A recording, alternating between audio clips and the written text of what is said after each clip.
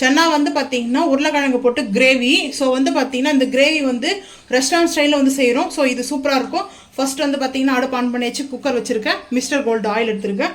Oil கொஞ்சம் ஊற்றிக்கலாம். கொஞ்சம் ஆயில் கூட தான் இருக்கணும். ஹீட் ஆகட்டும். ஓன் கரம் மசாலா ஆட் பண்ணிக்கலாம். ஆட் பண்ணிட்டு சிம் பண்ணியாச்சு. சிம் பண்ணிட்டு வந்து பார்த்தீங்கன்னா வெங்காயம் வந்து சேர்த்துக்கிறேன். ஆயில் நல்லா காஞ்சிடுச்சு. ஸோ அதனால் வெங்காயம் வந்து சேர்த்தாச்சு.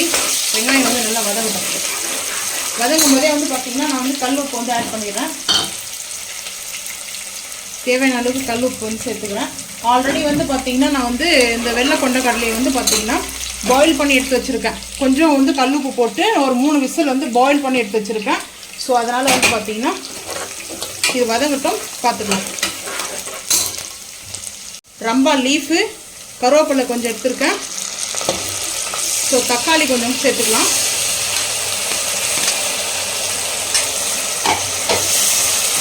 நல்லா ரெஸ்டாரண்ட் ஸ்டைலில் இருக்கும் வந்து இந்த கிரேவி வந்து பார்த்தீங்கன்னா டேஸ்ட்டு ரொம்ப அல்டிமேட்டாக இருக்கும்.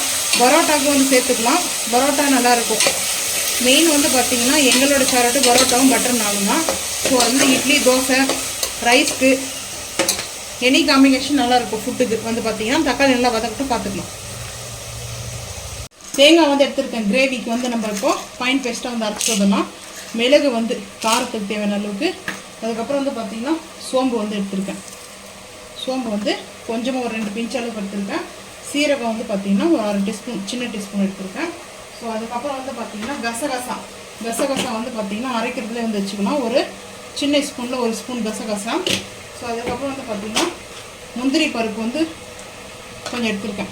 முந்திரி பருப்பு ஒரு 4 பீஸா, சின்ன பீஸாக வந்து பார்த்திங்கன்னா ஒரு 4 பீஸு, ஒரு பெரிய பீஸில் 2, ஒரு 7-8 பீஸ் எடுத்துருக்கேன். இது வந்து பார்த்திங்கன்னா நம்ம வந்து ஃபைன் பேஸ்ட்டாக வந்து இந்த தேங்காவும் இது வந்து அரைச்சிட்டு வந்துடலாம். ஸோ அரைச்சிட்டு வந்து பார்த்துக்கலாம் வாங்க. ஃபைன் பேஸ்ட்டாக அரைச்சிட்டு வந்துடலாம். இப்போ வந்து பார்த்திங்கன்னா நல்லா வதங்கிச்சு தக்காளி. ஸோ இஞ்சி பூண்டு பேஸ்ட் வந்து 1 ஸ்பூன் வந்து எடுத்துருக்கேன். கறி குழம்பு டேஸ்ட்டில் வந்து இருக்கும் வந்து பார்த்திங்கன்னா. ஸோ இப்போ வந்து பார்த்திங்கன்னா இஞ்சி பூண்டு பேஸ்ட் வந்து பச்சை வாசனை போகிற அளவுக்கு வந்து வதக்கலாம். வதங்கிட்டு பார்த்துக்கலாம். 1/2 டீஸ்பூன் வந்து காஷ்மீர் மிளகாய் பவுடர் சேர்த்தாச்சு. ஸோ அதுக்கப்புறம் வந்து பார்த்திங்கன்னா கறி குழம்பு மசாலா வந்து பார்த்திங்கன்னா மட்டன் மசாலா, கிரேவி மசாலா வந்து பார்த்திங்கன்னா ஒரு 1/2 டீஸ்பூன் வந்து சேர்த்துருக்கேன். 1/2 டீஸ்பூன் கறி மசாலா.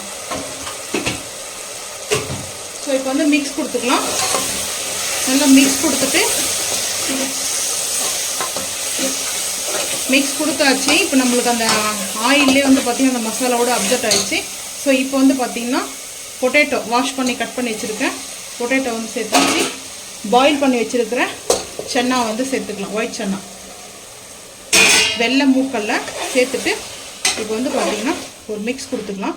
நல்லா மிக்ஸ் கொடுத்துட்டு ஒரு 2 விசில் வச்சா போதும். கிரேவி வந்து ரெடி ஆகிடும். இந்த டைமில் வந்து பார்த்திங்கன்னா கொத்தமல்லி வந்து ஒரு கைப்பிடி அளவுக்கு வந்து சேர்த்துக்கிறேன். கொத்தமல்லி அந்த தண்டுலாம் இருக்குது இல்லையா, அதோடு சேருங்க. தண்டோடு சேர்க்கும்போது நல்லாயிருக்கும். வந்து பார்த்திங்கன்னா புதினா வந்து கொஞ்சம் சேர்த்துக்கிறேன். ஒரு கைப்பிடி அளவுக்கு புதினா வந்து சேர்த்துக்கிறேன். சேர்த்தாச்சு. இப்போ நல்லா வந்து வதங்கட்டும்.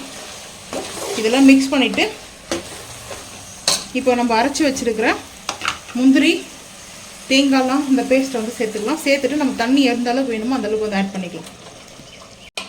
இப்போ வந்து பார்த்திங்கன்னா கொஞ்சம் தண்ணி மட்டும் ஆட் பண்ணிக்கிறேன். ஏன்னா கரெக்டாக இருக்குது. நம்மளுக்கு சேர்த்ததெல்லாம் லைட்டாக வந்து சேர்த்துக்கலாம். அப்போ தான் கொஞ்சம் கரெக்டாக இருக்கும் கிரேவி வந்து பார்த்திங்கன்னா கொஞ்சம் தேவையான அளவுக்கு. முந்திரி வந்து எதுக்காக சேர்த்துக்கணும், அது திக்னஸாக கிரேவிக்காக.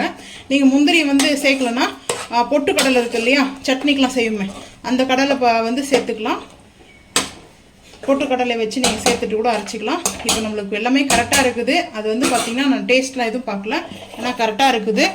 ஸோ வந்து பார்த்திங்கன்னா 2 விசில் குக்கரில் வச்சிட்டோம்னா 2 விசிலில் வந்து நமக்கு ரெடி ஆகிடும். அதுக்கப்புறம் ஓப்பன் பண்ணி பார்த்துக்கலாம்.